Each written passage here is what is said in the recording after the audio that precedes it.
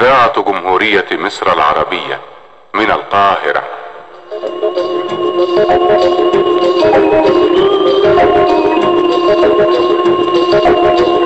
من حديقة الشعر والكلمات أقدم لكم قطرات الندى،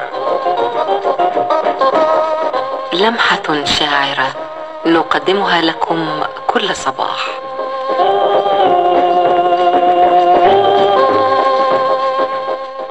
ذكريات الحب.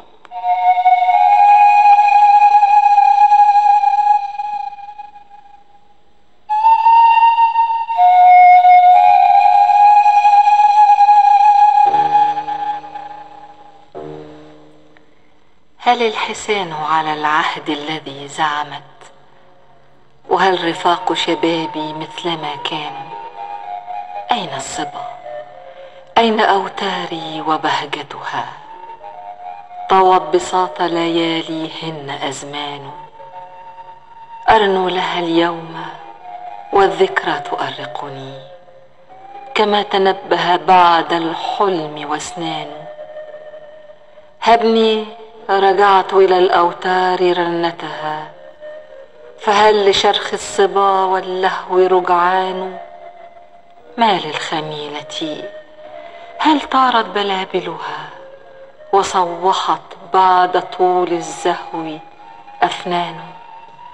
وهل رياض الهوى ولت بشاشتها وغادرت ضاحك النوار غدران؟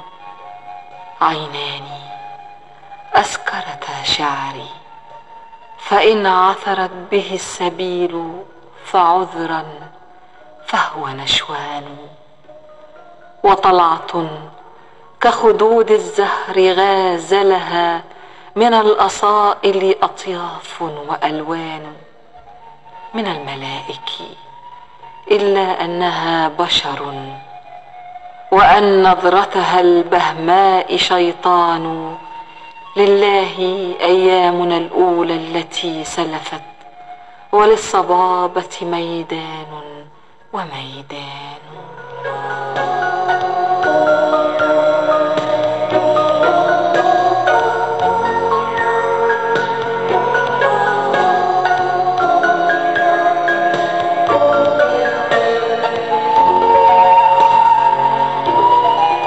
والحب كالطير رفاف على فنن، له إلى الإلف تغريد وتحنان.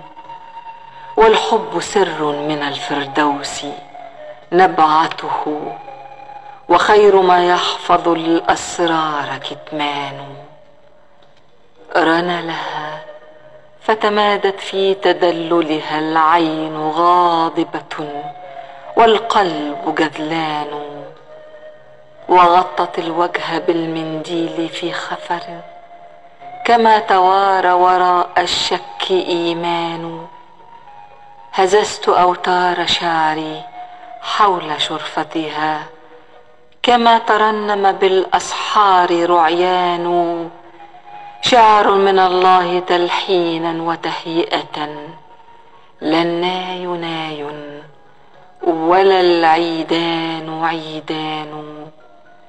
إذا شدا أنصتت أذن الوجود له، وللوجود كما للناس آذان.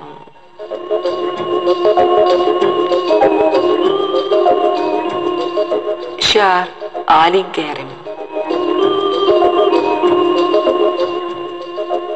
قطرات الندى، سلوان محمود.